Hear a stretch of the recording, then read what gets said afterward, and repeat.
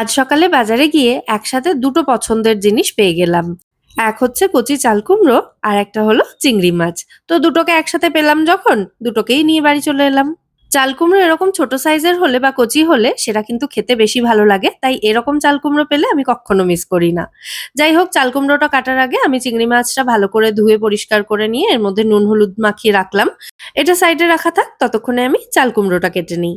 আচ্ছা, আপনাদের বাড়িতে নিয়ম আছে যে চাল কুমড়ো মেয়েদের কাটতে নেই? আমাদের কিন্তু এরকম কোনো নিয়ম নেই, থাকলেও মানতাম কিনা সন্দেহ। যাই হোক, পুরো চাল কুমড়োটার খোসা ছাড়িয়ে নিয়ে চাল কুমড়োটাকে প্রথমে ভালো করে ধুয়ে নিয়েছি, তারপর এটাকে দুটুকরো করে কেটে নিয়ে একটা বড় মুখওয়ালা গ্রেটারের সাহায্যে গ্রেট করে নিচ্ছি। গ্রেট করে নিলে চাল কুমড়োটা একদম ঝটপট রেডি হয়ে যায়। মানে জাস্ট ২-৩ মিনিটের মধ্যেই চাল কুমড়োটা রেডি হয়ে যায়। আর যদি ছুরি দিয়ে কাটতে শুরু করতাম তাহলে মোটামুটি ১৫-২০ মিনিট তো লেগেই যেত। যাই হোক, এবার রান্নাটা শুরু করি। কড়াইতে প্রথমে খুব সামান্য পরিমাণে সর্ষের তেল দিয়েছি। তেলটা ভালোমতো গরম হয়ে গেলে এতে নুন হলুদ মাখানো চিংড়ি মাছটা দিয়ে জাস্ট ১ মিনিটের জন্য একটু নাড়াচাড়া করে তুলে নেব। চিংড়ি মাছ খুব বেশি ভাজা হলে কিন্তু সেটা রাবারের মতো একটু চেউই টেক্সচারের হয়ে যায়। সেইজন্য চিংড়ি মাছ আমি খুব বেশি ভাজতে পছন্দ করি না। এটা যখন সবজির সঙ্গে মেশাবো তখন এটা ভালোমতো সেদ্ধ হয়ে যাবে।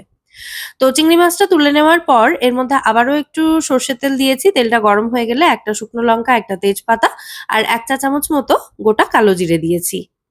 ফোড়নটা খুব ভালো করে ভেজে নিয়ে তারপর এর মধ্যে গ্রেট করে রাখা চাল কুমড়োটা পুরোটাই একসাথে দিয়ে দিচ্ছি।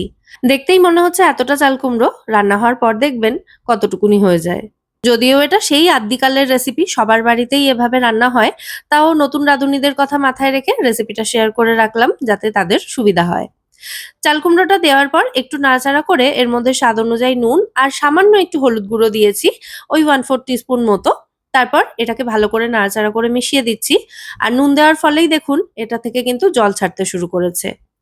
তো এই জলেই কিন্তু চাল কুমড়োটা সেদ্ধ হয়ে যাবে। এবার কড়াইটাকে ঢাকা দিয়ে গ্যাসের ফ্লেমটা লোতে রেখে চাল কুমড়োটাকে ৭ থেকে ৮ মিনিটের জন্য আমি রান্না করে নিয়েছি। তাতেই চাল কুমড়ো ভালো মতো সেদ্ধ হয়ে গেছে। আর পরিমাণেও অনেকটা কমে গেছে, দেখতেই পাচ্ছেন, মানে চাল কুমড়োটা মজে গেছে অনেকটা। তো এবার এর মধ্যে দিয়ে দেব স্বাদ অনুযায়ী চেরা কাঁচা লঙ্কা। আমরা একটু বেশি ঝাল খাই, সেজন্য একটু বেশি লঙ্কা দিয়েছি। তবে আপনারা ঝাল কম খেলে লঙ্কার পরিমাণটা কম দেবেন। আগের দিন একজনের কমেন্ট পেলাম যে আমি যতটা লঙ্কা দিয়েছি তিনিও ততটাই লঙ্কা দিয়েছেন, তাতে কিন্তু অনেকটা বেশি ঝাল হয়ে গেছে। তো আমি তো আমার স্বাদ অনুযায়ী লঙ্কাটা দিয়েছি, আপনারা আপনাদের স্বাদ অনুযায়ী দেবেন, তাহলে কম ঝাল খেলে কম লঙ্কা দেবেন। নুন, ঝাল, মিষ্টি এগুলো সবসময় নিজেদের স্বাদ অনুযায়ী ব্যালেন্স করে দিতে হয়। যাই হোক, এরপর আমি দিয়েছি ভেজে রাখা চিংড়ি মাছটা, দিয়ে ভালো করে সমস্ত কিছু একসাথে মিশিয়ে দিচ্ছি। এই রান্নায় কিন্তু তেমন কোনো মসলা যায় না, জাস্ট নামানোর আগে ১ চা চামচ মতো ভাজা মসলার গুঁড়ো দিয়েছি। আর দিয়েছি স্বাদ অনুযায়ী সামান্য একটু মিষ্টি।